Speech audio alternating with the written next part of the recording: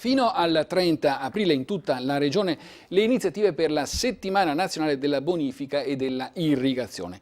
Il governo delle acque è fondamentale per l'agricoltura e per la sicurezza dei cittadini. Le grandi idrovore rappresentano una fetta importante di storia del territorio veneto che per un terzo, lo ricordiamo, si estende sotto il livello del mare. Con Angelo Pangrazio e Marco Madini abbiamo visitato l'impianto di Codevigo. Il servizio.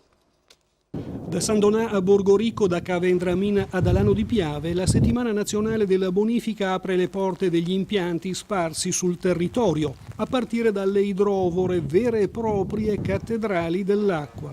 In Italia ci sono 700 idrovore, di cui 400 in Veneto. Questo sta a significare l'importanza, cioè cosa è la bonifica in Italia, ma soprattutto cosa è la bonifica in Veneto. Quindi la valenza culturale, ambientale e paesaggistica di queste situazioni. Fino al 30 aprile sono in programma biciclettate, mostre e concorsi per le scuole. Le idrovore, come quella di Santa Margherita a Codevigo, sono pezzi di storia del territorio veneto, un terzo del quale è sotto il livello del mare.